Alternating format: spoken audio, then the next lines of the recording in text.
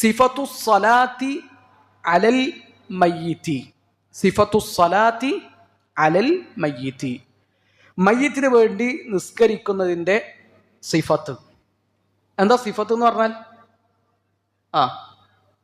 സിഫത്ത് രൂപം അല്ലെ? രൂപം. അള്ളാഹുവിൻ്റെ സിഫത്ത് എന്ന് പറയാറുണ്ട്.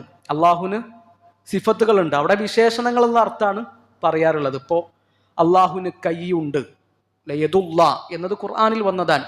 അള്ളാഹുവിന് ഖദമുണ്ട്, കാൽപാദമുണ്ട് എന്ന് ഹദീസിൽ വന്നതാണ്. അതുപോലെ തന്നെ അള്ളാഹുവിൻ്റെ വജ്ഹ്, അള്ളാഹുവിൻ്റെ മുഖം, ഇതൊക്കെ ഖുർആനിലും ഹദീസിലും ഒക്കെ വന്നതാണ്. അതിന് സിഫത്ത് എന്ന് പറയാറുണ്ട്. അപ്പം അള്ളാഹുവിൻ്റെ സിഫത്ത് എന്ന് പറയുമ്പോൾ അത് മനുഷ്യന്മാരിലേക്ക് നമ്മൾ എന്ത് ചെയ്യാൻ പാടില്ല?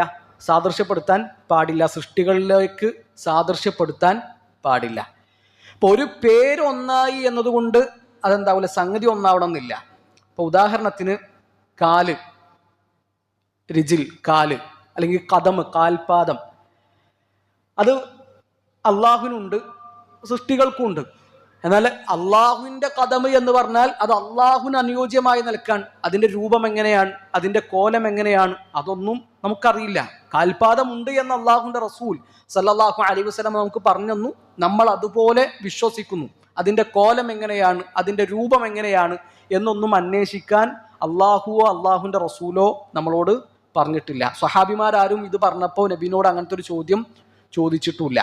അപ്പോൾ കാൽപാദം എന്ന് പറയുമ്പോൾ, ഇപ്പം നായക്ക് കാലുണ്ട്, പൂച്ചക്ക് കാലുണ്ട്, ആനക്ക് കാലുണ്ട്, ഉറുമ്പിന് കാലുണ്ട്, ഈച്ചക്ക് കാലുണ്ട്, സിംഹത്തിന് കാലുണ്ട്. ഇതൊക്കെ കാലാണ്. എന്നാൽ സിംഹത്തിൻ്റെ കാലല്ല ആനൻ്റെ കാല്, ആനൻ്റെ കാലല്ല ഉറുമ്പിൻ്റെ കാല്. എല്ലാ കാലും മാറ്റുണ്ട്. അപ്പൊ അള്ളാഹുവിൻ്റെ ഒരു സിഫത്തിനെ പറ്റി കേൾക്കുമ്പോൾ നമ്മൾ നേരെ മനുഷ്യരിലേക്ക് പോകാൻ പാടില്ല, സൃഷ്ടികളിലേക്ക് പോകാൻ പാടില്ല. അത് അള്ളാഹുവിന് അനുയോജ്യമായി നിൽക്കാൻ. അതുകൊണ്ടാണ് ഇമാം മാലിക് റഹ്മത്തുള്ളാഹി തആലയുടെ അരികിൽ വന്നിട്ട് ഒരാൾ ചോദിക്കുന്നുണ്ട്, കൈഫൽ ഇസ്തിവ, അർ-റഹ്മാനു അലൽ അർശി ഇസ്തവ എന്ന് ഖുർആനിലുണ്ടല്ലോ. അപ്പൊ എങ്ങനെയാണ് ഇസ്തിവ? അള്ളാഹു അർശിന്റെ മുകളിൽ ഇസ്തിവ ചെയ്തു എന്ന് പറയുമ്പോൾ അതിന്റെ രൂപം എങ്ങനെയാണ്? അപ്പൊ ഇമാം മാലിക് റഹ്മത്തുള്ളാഹി തആലയുടെ മുഖക്ക് മാറി, മുഖം ചുമന്നു. ഇമാം മാലിക് റഹ്മത്തുള്ളാഹി തആല പറഞ്ഞു, അൽ ഇസ്തിവാഉ മഅലൂം, ഇസ്തിവ എന്നുള്ളത് സ്ഥിരപ്പെട്ട സംഗതിയാണ്. വൽ ഈമാനു ബിഹി വാജിബ്, അതിൽ വിശ്വസിക്കുക എന്നത് നിർബന്ധമാണ്. വസ്സുആലു അൻഹു ബിദ്അ, അതിനെപ്പറ്റി ചോദിക്കുക എന്നുള്ളത് ബിദ്അത്താണ്.